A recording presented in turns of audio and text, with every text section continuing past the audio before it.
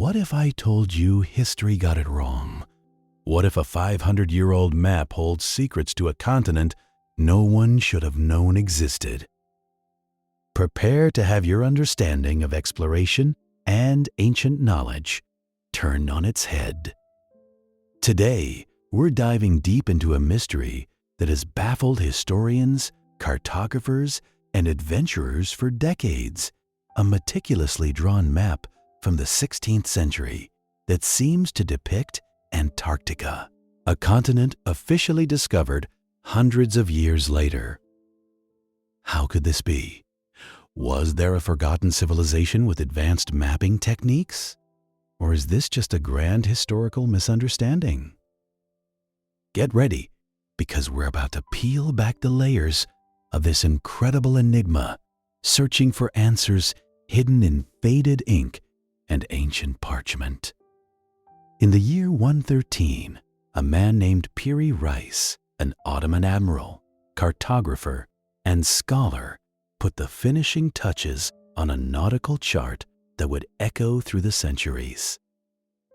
This wasn't just any map, it was a masterpiece of its time, drawn on gazelle skin, and it compiled information from a staggering 20 older maps, some of which dated back to the time of Alexander the Great.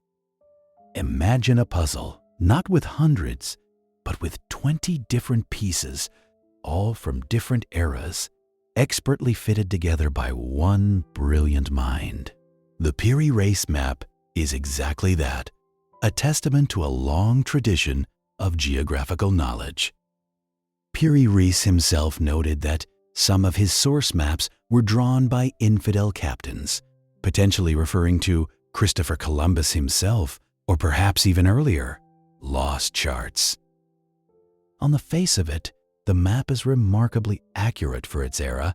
It shows the coastlines of Western Europe and North Africa, the Atlantic Ocean, and even the eastern coast of South America with impressive detail.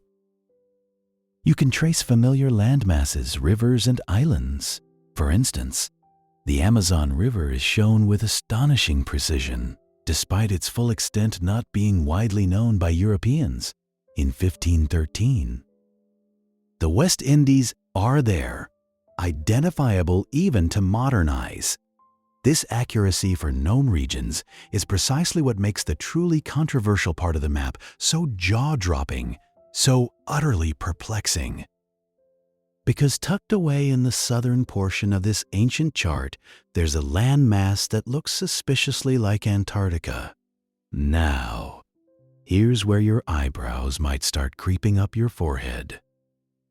Antarctica, the frozen continent at the bottom of the world, wasn't officially sighted by humans until 1820, over 300 years after Piri Reis drew his map. It wasn't until the 19th century that explorers like Fabian Gottlieb von Bellingshausen and Edward Bransfield are credited with its discovery. Yet, here it is, or at least something that strongly resembles it, on a map created before Galileo was even born. This isn't just a slight anomaly. It's a massive historical red flag, waving furiously. The segment that sparks all this debate appears in the southernmost part of the map, below what is clearly South America.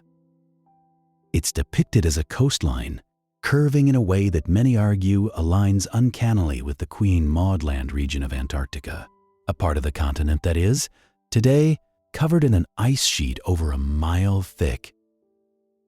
Think about that for a second. If this is indeed Antarctica, it's not only present on a map made centuries too early, but it seems to show features that are currently buried under immense layers of ice. This implies not just ancient knowledge of the continent's existence, but perhaps an understanding of its geography from a time before it was covered in its current ice cap. The striking implication, the undeniable punch to the gut for conventional history, is that someone, somewhere, somehow, had surveyed and mapped this unknown landmass when it should have been completely inaccessible, a ghost continent. For the true believers, the advocates of the Antarctica on the Piri Reis map theory, the evidence isn't just a vague resemblance. It's a collection of specific geographical alignments that, they argue, cannot be mere coincidence.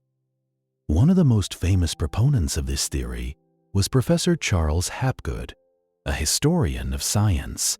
In the mid-20th century, Hapgood, along with MIT-trained mathematician and cartographer Richard W. Strachan, meticulously studied the map. They believed that specific features on the southern landmass corresponded directly with the coastline of Queen Maud Land. They noted what appeared to be mountain ranges and valleys, all aligning with the topography of an ice-free Antarctica. Hapgood even suggested that the map depicted Antarctica as it looked thousands of years ago, before the last ice age encased it in its current frozen shroud. His theory was that ancient advanced civilizations, perhaps even pre-Ice Age cultures, possessed the capability to explore and map the globe with remarkable precision. These maps, he proposed, were then passed down through generations, copied and recopied, eventually finding their way into the hands of someone like Piri Reis, who then incorporated them into his grand compilation. It's a bold claim, essentially saying that our ancestors knew more than we give them credit for, and that some of that knowledge got lost over time. Hapgood's work, which even garnered a foreword from Albert Einstein, pointed out distortions in other parts of the Piri Reis map that, once corrected, further seemed to support the Antarctica theory. For instance, to accurately fit the known landmasses of South America, Hapgood and others argued that the Piri Reis map used a projection that would naturally stretch and distort the southern regions. But when these distortions were accounted for, the Antarctica coastline snapped into place. Another compelling argument comes from the sheer accuracy of the other coastlines on the map. As we discussed, Piri Reis nailed the South American Atlantic coast, including complex features like the mouth of the Amazon and even certain bays and inlets. If Piri Reis was so accurate with known land masses, why would he suddenly conjure a phantom continent out of thin air in the south? The logical leap for supporters is that if the known parts are correct, then the unknown part must also derive from some accurate source material. It's like finding a clear photo of your street, but then off to the side, there's a fuzzy, ancient photo of a secret garden you never knew existed. You'd assume the photographer of your street also knew about the garden, right? This credibility argument is powerful. The map's proven accuracy elsewhere makes it hard to dismiss the southern landmass as a mere embellishment or a figment of imagination. Some even point to what appears to be an island chain off the Antarctic coast, which some believe corresponds to current subglacial mountain ranges. However, where there's a fascinating mystery, there are always rigorous skeptics ready to poke holes in the story, and the Piri Reis map has plenty of them. Mainstream historians and cartographers approach these claims with a healthy dose of caution, and for good reason. The validity of the Antarctica claims is hotly debated, and the counterarguments are just as compelling, if not more so, for many academics. The first big challenge is the map itself. It's not a complete global map. It's fragmented, with significant portions missing. This makes definitive interpretation of the southern region incredibly difficult. We're essentially looking at one piece of a much larger, lost puzzle.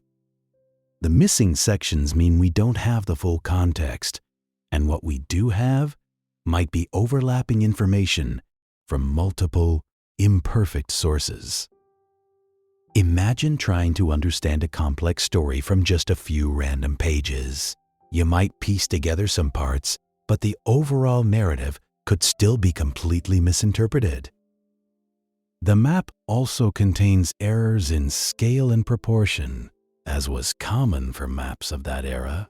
For example, some Caribbean islands are exaggerated in size, and the distance between South America and Africa isn't perfectly accurate. If Piri Reis wasn't perfect in depicting well-known regions, why should we assume absolute perfection for an unknown one? Then there's the cartographic style of the era. Maps from the 15th and 16th centuries weren't like the satellite images we have today. They were often artistic, stylized depictions, influenced by available nautical knowledge, explorers' accounts, and even mythology. It was common for cartographers to fill in unknown areas with mythical lands, imagined coastlines, or even extend known continents, just to avoid blank spaces on the map. The southern landmass on the Piri Reis map could simply be an extension of South America, drawn incorrectly, perhaps curving eastward, or even depicting the mythical Terra Australis Incognita, the unknown southern land that Europeans theorized existed to balance the northern continents. Columbus himself believed he had found parts of Asia, and his initial maps often reflected that belief rather than objective reality.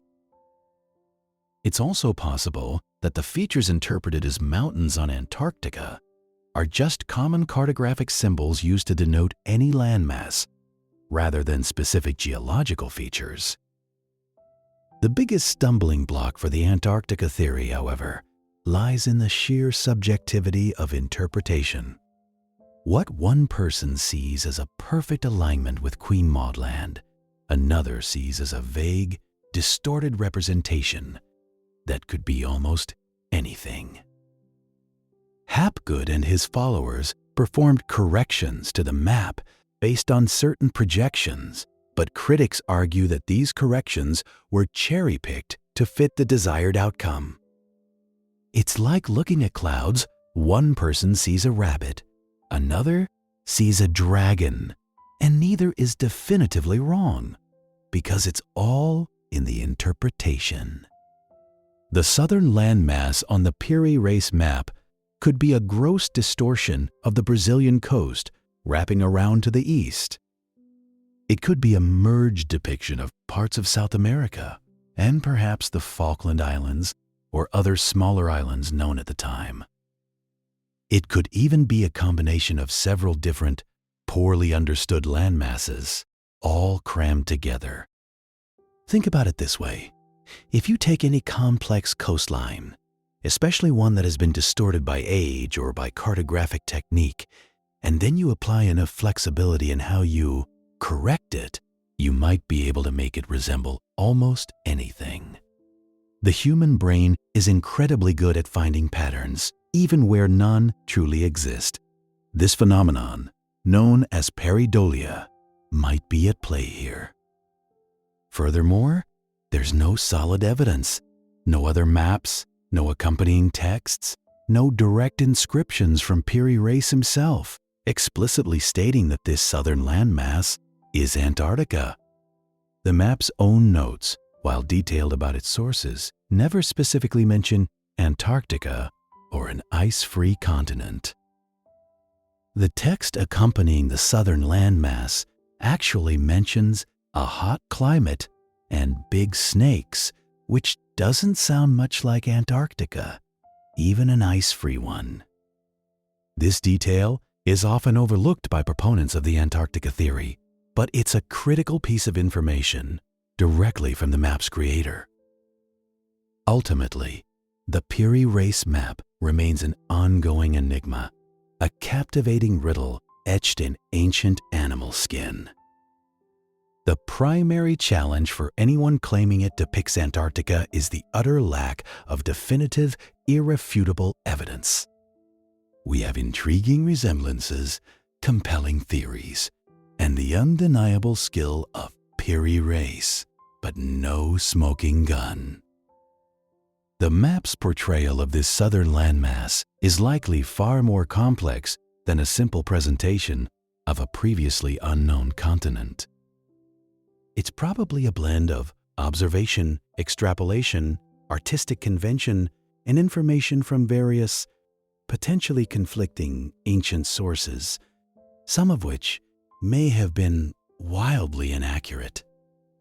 Yet, despite all the counter-arguments, the Piri Reis map continues to fascinate. It's a powerful reminder of the hidden depths of history, the tantalizing possibility that there are vast gaps in our understanding of the past. It sparks the imagination, forcing us to question what we think we know and to consider the extraordinary.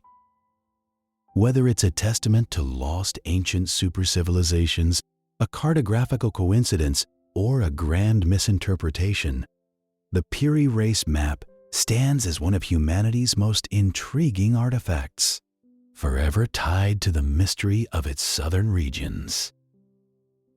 It challenges our assumptions, invites endless debate, and serves as a powerful symbol of the enduring human quest to map and understand our world, no matter how distant or unknown its corners may be. If you found this deep dive into historical mysteries as captivating as I did, you'll love our next video on other forgotten artifacts that challenge history.